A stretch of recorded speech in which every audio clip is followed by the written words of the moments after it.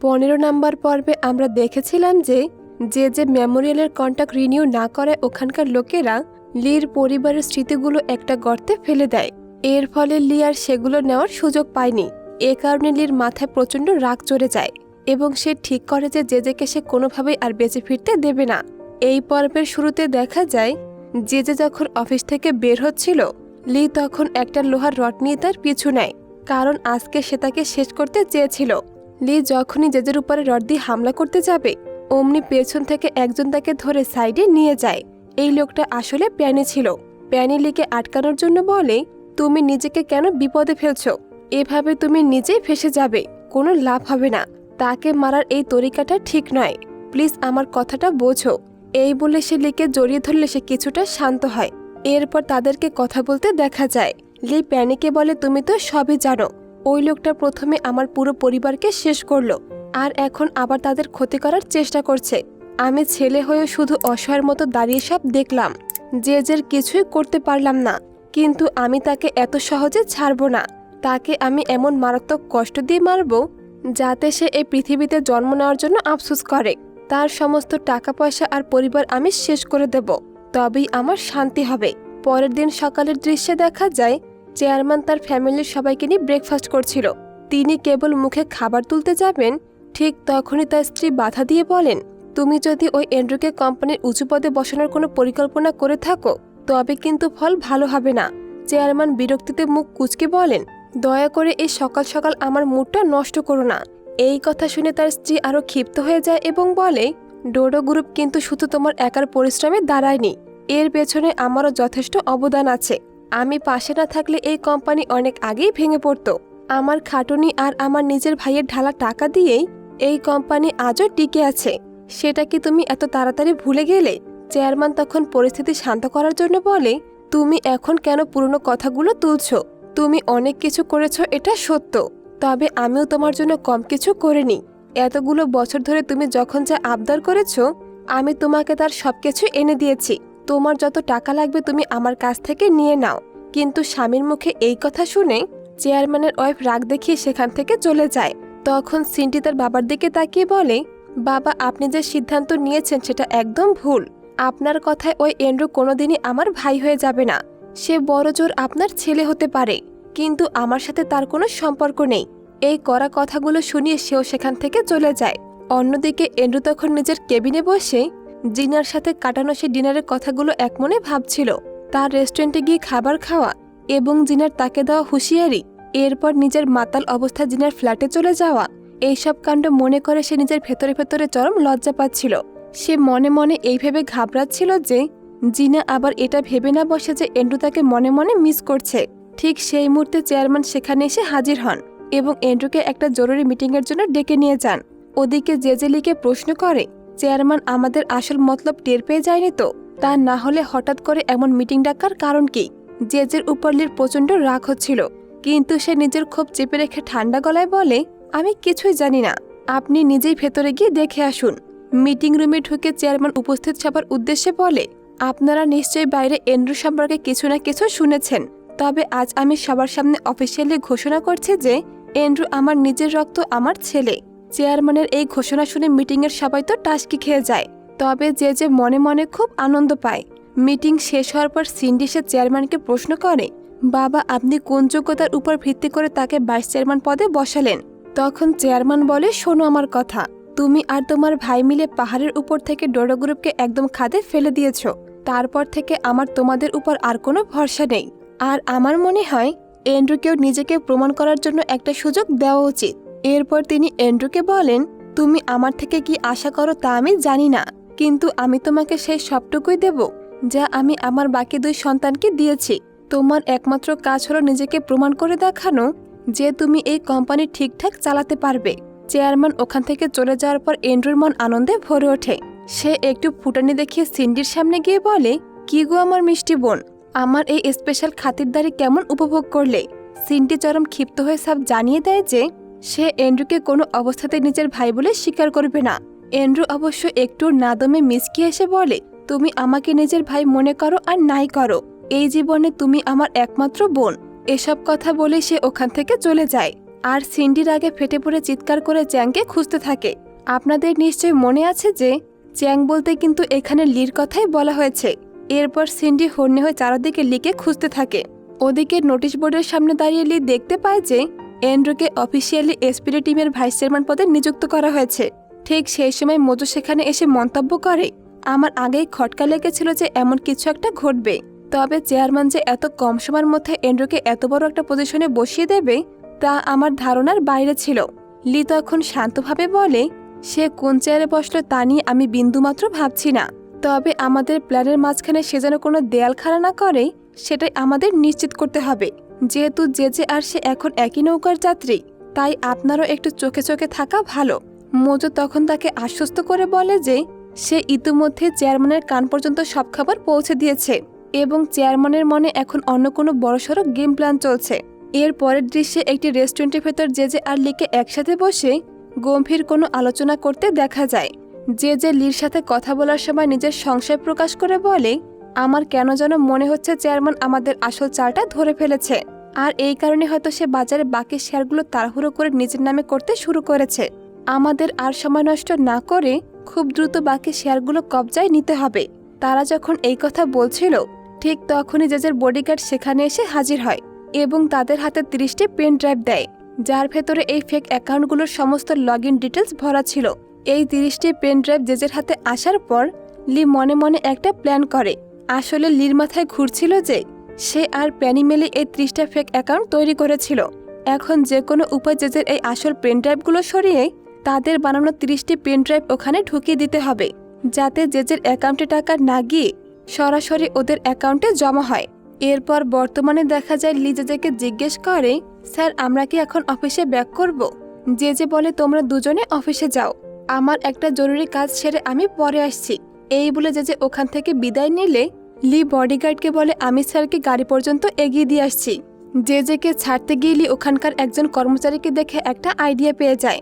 পরের দৃশ্যে লি আর বডিগার্ড যখন রেস্টুরেন্ট থেকে বের হচ্ছিল তখন লি ইশারা করতে সে কর্মচারী একটা ট্রেতে জুস নিয়ে তাদের দিকে এগিয়ে আসে। এরপর সে ইচ্ছে করে এমনভাবে বডিগার্ডের গায়ের উপরে সব ফেলে দেয় যেন মনে হয় ভুলবশত এটা ঘটেছে। কর্মচারীটি বারবার ক্ষমা চাইলেও বডিগার্ড তাকে কিছু না বলে ওয়াশরুমের দিকে রওনা দেয়। ঠিক লি যেমনটা আশা করেছিল তেমনটাই। বাথরুমে যাওয়ার আগে বডিগার্ড পেনড্রাইভের ব্যাগটি লির হাতে দিয়ে বলে, তুমি ভেতরে গিয়ে একটু চেক করে দেখো। এই বলে সে নিজের জামা পরিষ্কার করতে ভেতরে চলে যায়। আর এটাই ছিল লির জন্য একটা মোক্ষম সুযোগ। লি আর দেরি না করে ব্যাগ থেকে আসল পেনড্রাইভগুলো বের করে সোজা ডাস্টবিনে ফেলে দেয় এবং তার জায়গায় নিজের তৈরি করা 30টি পেনড্রাইভ ঢুকিয়ে দেয়। বডিগার্ড ওয়াশরুম থেকে বেরিয়ে এলে লি তাকে আশ্বস্ত করে বলে, আমি গুনে দেখেছি, পুরো 30টা পেনড্রাইভ এখানে ঠিকঠাক আছে। এরপর তারা ওখান থেকে গোপন অফিসে চলে যায়। সেখানে গিয়ে বডিগার্ড সবার হাতে একটা দুটো করে পেনড্রাইভ বিলি করে এবং তাদের নির্দেশ দেয় যে এর ভেতরে সে ভুয়া অ্যাকাউন্টগুলোর সব ডিটেলস রয়েছে। এই অ্যাকাউন্টগুলোতে খুব দ্রুত টাকা জমা করতে হবে যাতে আমরা জলদি কোম্পানির বাকি শেয়ারগুলো কিনে নিতে পারি। কাজ শুরু হতেই লি গোপনে প্যানিকে মেসেজ পাঠিয়ে দেয় যে কিছুক্ষণের মধ্যে আমাদের অ্যাকাউন্টে মোটা অঙ্কের টাকা ঢুকতে চলেছে। আর বাস্তবে ঠিক তাই হয়। কর্মচারীরা মনোযোগ দিয়ে কাজ করায় কিছুক্ষণের মধ্যে লির অ্যাকাউন্টে $20 মিলিয়ন জমা হয়ে যায়। তবে ওখানকার সাধারণ কর্মচারীরা তো আর জানতো না যে তারা আসলে জেজের বদলে লির অ্যাকাউন্টে টাকা পাঠাচ্ছে, তাই তারা নিজেদের মতো কাজ চালিয়ে যায়। টাকা পেয়ে যাওয়ার পর লি একটা বাড়ি গিয়ে প্যানির সাথে দেখা করে এবং তারা দুজনেই এই সাফল্যে ভীষণ আনন্দ পায়। প্যানি খুশিতে বলে, যাক, শেষমেশ $20 মিলিয়ন তো আমাদের হাতে এলো। তখন লি তাকে মনে করিয়ে দেয় যে এখন তো কেবল $20 মিলিয়ন পাওয়া গেছে, কিন্তু যে আমার হাসপাতালটি বিক্রি করে পুরো $50 মিলিয়ন পকেটে পড়েছিল সেই হিসাব তো এখনো বাকি। তাই যে কোনো উপায় জেজের কাছ থেকে আমাকে আরও $30 মিলিয়ন উদ্ধার করতে হবে। এই সিরিজের একদম শুরুতে লি যখন চোখে দেখতে পেত না তখন জেজে তার হাসপাতালটি বিক্রি করার ছক কষেছিল এবং সেখান থেকে জালিয়াতি করে $50 মিলিয়ন হাতিয়ে নিয়েছিল। লি প্যানিকে পরিষ্কার করে বলে, $20 মিলিয়ন যেহেতু আমি আদায় করতে পেরেছি তাই বাকি $30 মিলিয়ন আমি ওর বুক চিরে কেড়ে নেব। এরপর লি সে $20 মিলিয়ন থেকে কিছু টাকা নিয়ে হাসপাতালে যায় জিনার ভাইয়ের কাছে, কারণ জিনা তাকে আগে থেকে জানিয়েছিল তার ভাই হাসপাতালে ভর্তি এবং চিকিৎসার জন্য তার প্রচুর টাকা দরকার। লি সেখানে গিয়ে জন নামের একজন ব্যক্তির হাতে অনেকগুলো টাকা তুলে দেয় এবং বলে, এই টাকাগুলো দিয়ে আপনি জিনার ভাইয়ের হাসপাতালের সমস্ত খরচ মিটিয়ে দেবেন। লি যে জিনার জন্য এতটা ভাবছে এবং এত টাকা দিচ্ছে তা দেখে জন নিজের চোখে বিশ্বাস করতে পারছিল না। লি তখন জনকে অনুরোধ করে বলে, আপনি দয়া করে জিনাকে বুঝতে দেবেন না যে এই টাকাগুলো আমার দেওয়া। তাকে বলবেন সব টাকা আপনি নিজেই জোগাড় করেছেন। জনের তখন মনটা হালকা হয় এবং সে লিকে বলে, জিনার পাশে কেউ না থাকায় মেয়েটাকে নিয়ে আমি খুব দুশ্চিন্তায় ছিলাম, কিন্তু সে সত্যি খুব ভাগ্যবতী যে তোমার মতো একজন মানুষকে সে নিজের জীবনসঙ্গী হিসেবে পেয়েছে, যে তাকে বিয়ে করতে চলেছে। জনের মুখে বিয়ের কথা শুনে লি বেশ অবাক হয় এবং আমতামতা করে বলে, আরে না না, আপনি এসব কি বলছেন? আমাদের মধ্যে তেমন কিছুই নেই। আমি তো কেবল জিনার খুব ভালো একজন বন্ধু, এর বেশি কিছুই না। এরপর জন তাকে সাথে করে জিনার ভাইয়ের কেবিনে নিয়ে যায়। তবে সেখানে জিনার ভাইয়ের আসল নামের বদলে অন্য একটা নাম লেখা ছিল। লি তার সাথে একটু কথাবার্তা বলার চেষ্টা করে, কিন্তু ছেলেটি মানসিক প্রতিবন্ধী হওয়ায় লির কথার কোনো ঠিকঠাক উত্তর দিতে পারে না। কিছুক্ষণ সেখানে সময় কাটিয়ে লি ওখান থেকে চলে যায়। লি চলে যাওয়ার পর জিনার ভাই একা বিড়বিড় করে বলতে থাকে, এই লোকটার গলার আওয়াজ তো পুরোপুরি লির মতো। তাহলে কি এটাই সেই লি নাকি অন্য কেউ? এই কথাটাই সে বারবার নিজের মনে আওড়াতে শুরু করে। অন্যদিকে জিনা রেস্টুরেন্টে এন্ড্রুর উপরে মারাত্মক বিরক্ত হয়, কারণ জিনা বারবার বারণ করা সত্ত্বেও এন্ড্রু রোজ রোজ এই একই রেস্টুরেন্টে খাবার খেতে আসতো। জিনা রেগে গিয়ে মাংস কাটার চাকুটা প্লেটে না রেখে সোজা টেবিলের উপরে গেঁথে দেয় এবং খিটখিট করে বলে, এবার নিজের খাবার নিজেই কেটে খাও। জিনার এই কাণ্ড দেখে এন্ড্রু যখন রেস্টুরেন্টের মালিককে ডাকতে যাবে, জিনা অমনি ভয় পেয়ে সেখান থেকে কেটে পড়ে। এন্ড্রু তখন জিনাকে বোঝানোর জন্য বলে, তুমি এখানে এত খাটাখাটনি করে কষ্ট করে দিন চালাচ্ছ কেন? তার চেয়ে বরং তুমি আবার ডোডো গ্রুপে ফিরে এসো, আমি নিজে তোমাকে সেখানে ভালো একটা কাজ দেব। জিনা রেগে গিয়ে বলে, তুমি নিজেই তো ওখানকার একটা সামান্য চাকর, তুমি আবার আমাকে কাজ দেবে? এমনিতেও আমি আর ওই কোম্পানিতে পা রাখবো না, বিশেষ করে তোমাদের মতো লোকদের জায়গায় তো কখনোই না। তারা যখন রেস্টুরেন্টে দাঁড়িয়ে এসব তর্কাতর্কি করছিল, তখন ওই রেস্টুরেন্টের একটা কোনায় নাথানের পাঠানো সে গুন্ডাটা বসেছিল, যাকে জিনাকে খতম করার জন্য দায়িত্ব দেওয়া হয়েছে। লোকটা বেশ কয়েকদিন ধরে জিনাকে চোখে চোখে রাখছিল, কারণ সে ভালো করে জানতো যে রেস্টুরেন্টের ডিউটি শেষ করে জিনা পার্ট টাইম গাড়ি চালানোর কাজ করে। তাই সে সুযোগ বুঝে জিনাকে নিজের ড্রাইভার হিসেবে হায়ার করে। কিন্তু ভাগ্যক্রমে ঠিক সেই সময় লি নিজের গাড়ি নিয়ে ওখান থেকে যাচ্ছিল এবং সে দেখতে পায় যে জিনা ওই লোকটার গাড়ি ড্রাইভ করছে। লি মনে মনে ভাবে, এই লোককে গন্তব্যে নামিয়ে দেওয়ার পর জিনাকে তো শেষমেশ নিজের বাসায় ফিরতেই হবে। তাই সে সিদ্ধান্ত নেয় জিনার ডিউটি শেষ হলে সে তাকে নিজের গাড়িতে করে একেবারে বাড়িতে পৌঁছে দেবে। এই ভেবে সে জিনার গাড়ির পেছনে পেছনে এগোতে থাকে। ওদিকে সুযোগ বুঝে ওই গুন্ডাটা জিনাকে দিয়ে গাড়িটি একদম নির্জন একটা জায়গায় নিয়ে যায়। ওই নির্জন জায়গায় এসে গুন্ডা যখন গাড়ি থামাতে বলে, জিনা তখন একটু ঘাবড়ে যায় এবং জিজ্ঞেস করে, আপনি এখানে থাকেন নাকি? ঠিক তখনই লোকটা পেছন থেকে জিনার গলা চেপে ধরে। জিনা মারাত্মক বিপদে পড়ে গেল কোনো মতে সাহস সঞ্চয় করে কাছে থাকা একটা কলম দিয়ে গুন্ডাটার পায়ে জোরে আঘাত করে। ব্যথায় সে চিৎকার করে উঠলে জিনা কোনো রকমে গাড়ি থেকে নেমে দৌড়ে পালিয়ে যায়। ঠিক সেই সময় লি সেখানে এসে হাজির হয় এবং জিনাকে দেখে জিজ্ঞেস করে, তুমি ঠিক আছো তো? ইতিমধ্যে গুন্ডাটা গাড়ি থেকে বের হয়ে লির উপরে হামলা করতে আসে, কিন্তু লি একজন ফাইটার হয়, সে লোকটাকে এপাশ ওপাশ করে ইচ্ছে মতো ধোলাই দেয়। লির এমন মারমুখী রূপ দেখে জিনা ভয় পেয়ে তাকে টেনে ধরে এবং বলে, তোমার উপর কি ভূত ভর করেছে নাকি, যে লোকটাকে এইভাবে জানোয়ারের মতো মারছ? লি তখন জিনার দিকে তাকিয়ে নরম সুরে জিজ্ঞেস করে, তোমার কোথাও লাগেনি তো? আর এই কথা বলেই সে জিনাকে শক্ত করে বুকে জড়িয়ে ধরে। জিনা আচমকা এই ঘটনায় কি রিয়েক্ট করবে তা বুঝতে পারে না। এরপর লি জিনাকে নিয়ে নিজের ডেরায় অর্থাৎ প্যানির ফ্ল্যাটে নিয়ে আসে। প্যানির বাড়িটা বেশ বড় আর চমৎকার ছিল। লি জিনাকে বলে, তুমি আজ অনেক ধাক্কা খেয়েছ, তাই আজকের রাতটা এখানে কাটিয়ে দাও। আর তুমি এত ঝুঁকির কাজ কেন করো? জিনা তখন লির হাতের ক্ষত দেখতে পায় এবং সেখানে ঔষধ লাগিয়ে দিয়ে আবেগপ্রবণ হয়ে বলে, বাবা মারা যাওয়ার পর আমি একদম একা হয়ে গিয়েছিলাম, অনেক কষ্টের দিন কেটেছে, কিন্তু কেউ কখনো আমার সাহায্য করতে এগিয়ে আসেনি। আর তুমি প্রতিবারই আমাকে সব বিপদ থেকে বাঁচাতে ঠিকই চলে আসো। লি জিনাকে শান্ত করার চেষ্টা করে তার ঘাড়ে স্পর্শ করতে গিয়ে আলতো করে তার নাকটা ছুঁয়ে দেয় এবং বলে, আজকে তুমি এখানে রেস্ট নাও, বাকি সব কথা কাল হবে। আলমারিতে নতুন জামা কাপড় আছে, তোমার যেটা পছন্দ পরে নাও, আমার একটু দরকারি কাজ আছে, বাইরে যেতে হবে। এই বলে লি যখন বাইরে বেরিয়ে আসে, জিনার সাথে কাটানো সুন্দর মুহূর্তগুলো তাকে মনে মনে খুব আনন্দ দেয়। পরের দিন আমরা এন্ড্রুকে একটা লিফটের ভেতরে দেখতে পাই, যেখানে অফিসের কিছু স্টাফ নিজেদের মধ্যে আড্ডা দিচ্ছিল আর বলাবলি করছিল, তোমরা কি জানো যে কোম্পানিতে নতুন একজন ভাইস চেয়ারম্যান এসেছে? শুনেছি তার মা নাকি চেয়ারম্যানকে নিজের ফাঁদে ফেলেছিল, আর সেই মহিলার ছেলে এখন এখানে এসে বড় কর্তা হয়েছে।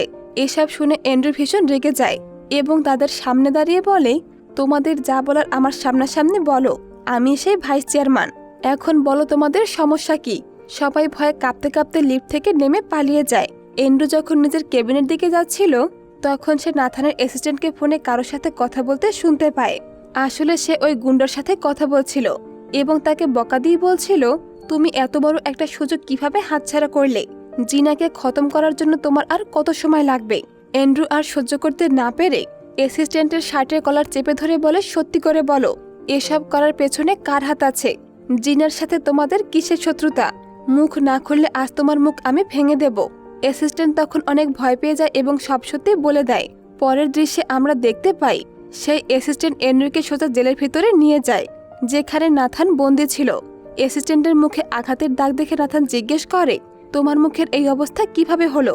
আর এই অ্যান্ড্রুকে এখানে কেন এনেছো? অ্যাসিস্ট্যান্ট তখন বলে, স্যার, ইনি এখন ডোডো গ্রুপের নতুন হেড এবং এসপিডি টিমের ভাইস চেয়ারম্যান। নাথান তখন উপহাস করে বলতে থাকে, বাবার বুদ্ধি কি একদম লোপ পেয়েছে যে এই গাধাটাকে ভাইস চেয়ারম্যান বানিয়েছে? এ আদৌ কিছু বোঝে? তখন অ্যাসিস্ট্যান্ট আসল সত্যটা ফাঁস করে বলে, ইনি হলেন আপনার বাবার আরেক সন্তান। এ কথা শুনে নাথান চমকে ওঠে এবং বলে, তাহলে তুমি ওই মহিলার ছেলে যাকে কয়েক বছর আগে আমার মা লাথি মেরে বাড়ি থেকে বের করে দিয়েছিল? এই অপমানজনক কথা শুনে অ্যান্ড্রু কড়া গলায় বলে, তুমি আমাকে যা ইচ্ছে তাই বলে গালি দাও, তাতে আমার কিচ্ছু যায় আসে না, কিন্তু এরপর যদি জিনার কোনো ক্ষতি করার চেষ্টা করো তবে তোমার অবস্থা আমি এর চেয়েও খারাপ করে দেব। নাথান এতে চরম ক্ষিপ্ত হয়ে চেঁচিয়ে বলে, তুই তো আমার একটা চাকর, সেটা মনে রাখিস। আগে আমি জেল থেকে বের হই, তারপর তোকে দেখে নেব। নাথানের এই হুমকির জবাবে অ্যান্ড্রু বলে, যেদিন তুমি এই চার দেয়াল থেকে মুক্ত হয়ে বাইরে পা রাখবে সেদিন দেখা যাবে তুমি কি করতে পারো। তবে মাথায় রেখো, জিনার যেন কোনো রকম ক্ষতি না হয়। যদি তার উপরে কোনো আঁচ আসে তবে আমি তোমার এমন একটা স্থায়ী অবস্থা করব যার কারণে তোমাকে বাকিটা জীবন জেলেই কাটাতে হবে। এই করা হুঁশিয়ারি দিয়ে অ্যান্ড্রু ওখান থেকে চলে যায়। তখন নাথান অ্যাসিস্ট্যান্টকে জিজ্ঞেস করে, অ্যান্ড্রু যদি সত্যি কোম্পানির ভাইস চেয়ারম্যান হয়ে যায় তবে বাবা কি তাকে নিজের একমাত্র উত্তরাধিকারী বানিয়ে দেবে? অ্যাসিস্ট্যান্ট ভয়ে ভয়ে উত্তর দেয়, আমি ঠিক জানি না স্যার, তবে তেমনটা হলেও হতে পারে। এই কথা শোনার পর নাথান যেন একেবারে উন্মাদ হয়ে যায় এবং চিৎকার করে বলতে থাকে, তুমি এখনই যাও আর আমার বাবাকে বলো আমাকে যে কোনো উপায় এখান থেকে বের করতে। অন্যদিকে আমরা চেয়ারম্যানকে দেখতে পাই, সে নিজের ডোডো গ্রুপকে বাঁচানোর জন্য একটা ব্যাংকে যায় লোনের জন্য, কারণ তিনি ইতিমধ্যেই জেজের আসল মতলবটা টের পেয়ে গেছেন এবং কোম্পানি হাতছাড়া হওয়া রুখতে বাকি শেয়ারগুলো তিনি নিজেই কিনে নিতে চান। কিন্তু ব্যাংকের ম্যানেজার তাকে স্পষ্ট জানিয়ে দেন যে বর্তমানে ডোডো গ্রুপের আর্থিক অবস্থা মোটেও ভালো নয়, আর এই অবস্থায় আপনাকে কোনো ব্যাংকই নতুন করে লোন দিতে রাজি হবে না। লোন না পেয়ে চেয়ারম্যান ভীষণ দুশ্চিন্তায় পড়ে যান যে এখন তিনি শেয়ারগুলো কেনার টাকা কোথা থেকে জোগাড় করবেন। তখন তার পিয়ে তাকে একটা বুদ্ধি দিয়ে বলে, আপনি বরং একবার নীলের সাথে কথা বলতে পারেন, হয়তো সে আপনাকে এই বিপদে সাহায্য করতে পারবে। পিয়ের মুখে এই কথা শুনে চেয়ারম্যান প্রথমে রেগে গেলেও অন্য কোনো উপায় না দেখে তিনি শেষমেশ নীলকে ফোন করে এবং বলে, তোমার সাথে আমার একটা জরুরি দরকার আছে, তুমি কি দয়া করে আমার বাড়িতে একটু আসতে পারবে? কিন্তু নীল বলে, আমি তোমার বাড়িতে কেন যাব? মিটিং যদি করতেই হয় তবে আমি যে জায়গা বলবো সেখানেই হবে। এ কথা বলেই সে ফোনটা কেটে দেয়। এরপর চেয়ারম্যান যায় নীলের সাথে দেখা করতে। জায়গাটি আসলে একটা পুরনো দোকান ছিল। নীল চেয়ারম্যানকে দেখে জিজ্ঞেস করে, তোমার কি এই জায়গাটার কথা মনে পড়ে? তবে এবার আর আগের মতো হবে না, কারণ তুমি নিজেকে বড্ড বেশি চালাক ভাবতে শুরু করেছ। আমি একজন রাজনীতিবিদ আর তুমি আমাকে বড্ড অবহেলা করেছ, কিন্তু এখন থেকে এই খেলার প্রতিটি চালে আমি জিতব আর তুমি শুধু হেরেই যাবে। নীল আসলে এটা জানার প্রয়োজনও করেনি যে চেয়ারম্যান তাকে ঠিক কী কারণে এখানে ডেকেছিল। সে নিজের মনের ক্ষোভ উগরে দিয়ে ওখান থেকে চলে যায়। পরের দৃশ্যে মজু এসে লিখে জানায়, আমার তো মনে হচ্ছে ডোডো গ্রুপ এবার চেয়ারম্যানের হাত থেকে ফসকে যাবে, কারণ বাজারের যে অবস্থা, শেয়ার কেনার জন্য তাকে কোনো ব্যাংকে লোন দিতে চাইছে না। লির মাথায় তখন অন্য বুদ্ধি ঘুরছিল। সে বলে, আমি একজনকে চিনি যে এই সময় আমাদের টাকা ধার দিতে পারবে। লির মুখে এই কথা শুনে মজু ভীষণ খুশি হয়ে যায় এবং বলে, তুমি যদি সত্যি টাকার ব্যবস্থা করে দিতে পারো তবে তো আমরা কোম্পানিটাকে বাঁচাতে পারবো। আসলে লি এখানে অন্য কোনো টাকার কথা ভাবছিল না। সে জেজের কাছ থেকে ভুয়া অ্যাকাউন্ট দিয়ে যে 20 মিলিয়ন টাকা হাতিয়ে নিয়েছিল সেই টাকাই ডোডো গ্রুপের ফান্ডে খাটাতে চাইছে, প্যানিও লির এই প্ল্যানের সম্পূর্ণ সায় দেয় এবং তার লোককে দিয়ে সেই $20 মিলিয়ন ডোডো গ্রুপের অ্যাকাউন্টে ট্রান্সফার করিয়ে দেয়। এরপর লি তার চালের দ্বিতীয় অংশটা শুরু করে। সে জেজের কাছে গিয়ে বেশ চিন্তিত মুখে বলে, স্যার, চেয়ারম্যান নাকি কোম্পানির সমস্ত শেয়ার নিজেই কিনে নেওয়ার সিদ্ধান্ত নিয়েছে এবং সে নাকি এর মধ্যে বিপুল টাকার ব্যবস্থাও করে ফেলেছে। আমার মনে হচ্ছে আজকেই সে সব শেয়ার নিজের নামে করে নেবে। লির কথায় জেজে ঘাবড়ে গিয়ে বলে, তার আগে তো আমাদের সব শেয়ার কিনে ফেলতে হবে। এই বলে সে তড়িঘড়ি করে বডিগার্ডকে ফোন দেয়, কিন্তু বডিগার্ড ফোন রিসিভ করে না। কোনো উপায় না দেখে তারা দুজন মিলে জেজের সেই গোপন অফিসের দিকে রওনা হয়। কিন্তু অফিসের স্টাফ যখন অ্যাকাউন্ট চেক করে তখন দেখে জেজের তৈরি করা অ্যাকাউন্টগুলো একদম ফাঁকা, সেখানে কোনো টাকাই ছিল না। এই মারাত্মক খবরটি তারা জেজেকে জানিয়ে দেয়। অ্যাকাউন্টে টাকা নেই এই কথাটা শোনা মাত্রই জেজের তো রীতিমতো দম আটকে যাওয়ার দশা। সে মাথায় হাত দিয়ে বলে, এটা কিভাবে সম্ভব। অন্যদিকে ডোডো গ্রুপের সবাই তখন শেয়ার কেনার জন্য রেডি হয়ে বসে আছে। ঘড়িতে ঠিক যখন সকাল 9টা বাজে জেজে তার গোপন অফিসে পৌঁছায়। ঠিক সেই সময় থেকে শেয়ারের দাম হুহু করে বাড়তে শুরু করে, কারণ চেয়ারম্যান ইতিমধ্যে শেয়ার কেনা শুরু করে দিয়েছিল। জেজে চরম টেনশনে পড়ে যায় এবং মনে মনে ভাবতে থাকে, এই সব কাণ্ড আবার বডিগার্ডের নয় তো? সে তো ফোনও ধরছে না, নিশ্চয়ই বড় কোনো ঝামেলা হয়েছে।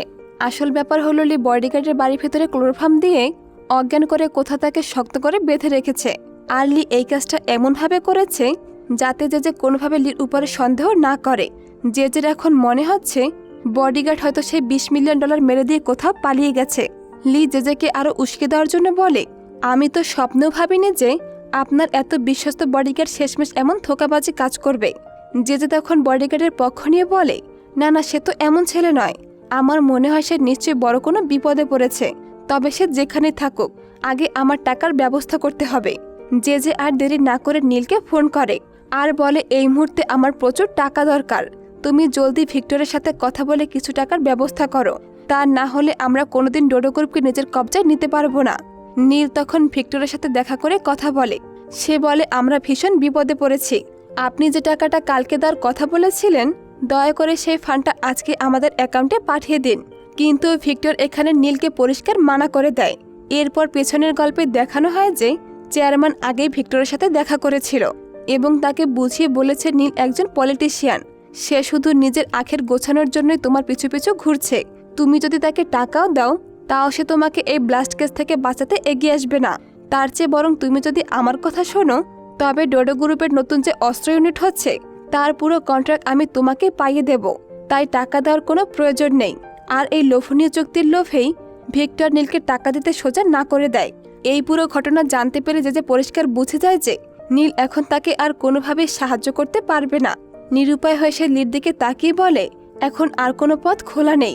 এবার আমার নিজের জমানো পার্সোনাল ফান্ড দিয়ে শেয়ার কিনতে হবে। আমার কাছে আলাদা $30 মিলিয়ন লুকানো আছে। এবার ওই টাকাই আমাকে বের করতে হবে। জেজের মুখে এই টাকার কথা শুনে লি মনে মনে ভাবে, ব্যাস, এবার আমার হাসপাতালের বাকি টাকাগুলো উসুল করার সময় এসে গেছে। তাহলে এই খেলা শেষ হবে।